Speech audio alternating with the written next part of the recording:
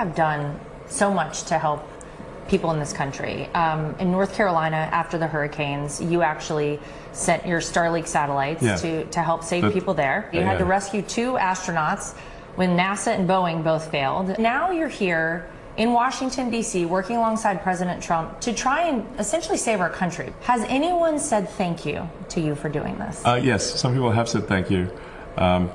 So, in fact, a lot of people have said thank you. So there's like, I don't know, maybe 20 or 25% that really don't like me, and that is obvious because they're hanging me in effigy at these sort of protest rallies. And they're being very violent about it. You got a lot on your plate. Yes, I have a lot on my plate.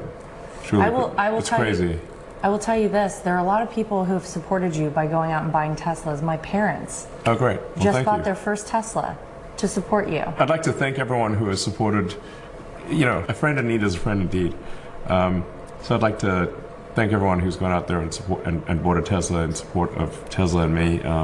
This is in stark contrast to the crazy people that are burning down Teslas. It's like, it's not like an investment, it's like a child.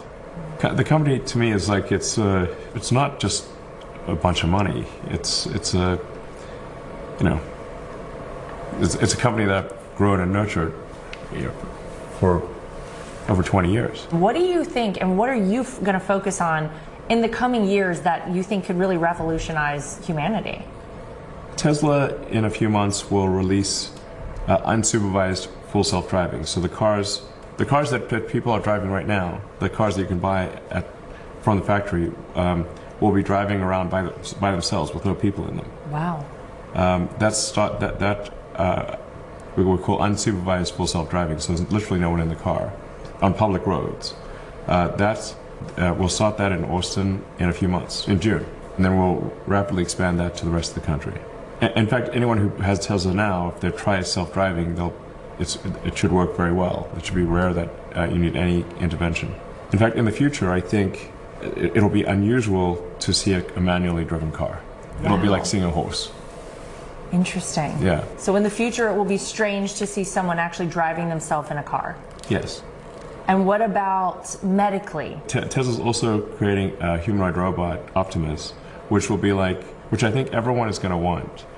Because it'll be like, who wouldn't want their own personal R2-D2 C-3PO robot buddy? That will help you do anything you want to do. I think that's going to be a massive product. SpaceX is doing rocket launching and Starlink internet, and hopefully we'll build the technology to make life multiplanetary, to build a self-sustaining city on Mars. That's the goal of SpaceX. Neuralink is building brain-computer interfaces. The first part is called telepathy. It allows someone who has lost the use of their body to control a computer or a phone just by thinking. Wow. In fact, you can interact with a number of people who've done this online right now. They're on the X platform. You can DM them, I think, and they'll reply by thinking. They're not typing anything. That's amazing. Yeah. And then there's a second Neuralink device, very similar to the first one, called Blind Sight, which will enable people who are blind to see, including people who have been blind from birth. Wow. It'll interface directly with the visual cortex in the brain. And hopefully we'll be able to do the first Blind Sight implant in a human later this year. Within the next 12 months, I'd say I'm quite confident that we can do that. And then I also think it's quite likely, if not close to certain, that we'll be able to enable somebody who's has a severed spinal column to walk again by taking the signals from the brain, bridging them over the severed connection in the spine, and re-energizing the nerves past the point that's broken. Like, you can just think of it like some wires got broken, and if you can bridge the signals, your body will work again. Amazing. So yeah, there's some very exciting things on that front. Then there's AI with Grok, which have you used? Have you used Grok? I have. Okay, it's very good.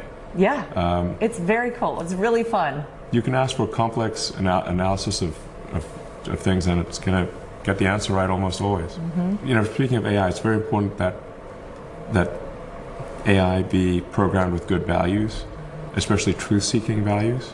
This is, I think, essential for AI safety. Like the most important thing we do for AI safety is to have a maximally truth-seeking AI. I can't emphasize this enough. Remember these words. We must have a maximally truth-seeking AI. And if we don't, it'll be very dangerous. Final question.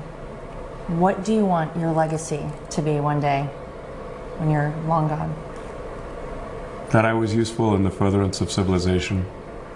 That I helped move civilization forward. Added to the store of knowledge and capability. That I helped understand the universe. I think you're on your way. You're doing a lot for everyone here in America. You're doing a lot for everyone around the world. And for planets we haven't even visited yet. So, thank you. Elon, thank you for spending some time with us. We appreciate it. All right, thank you.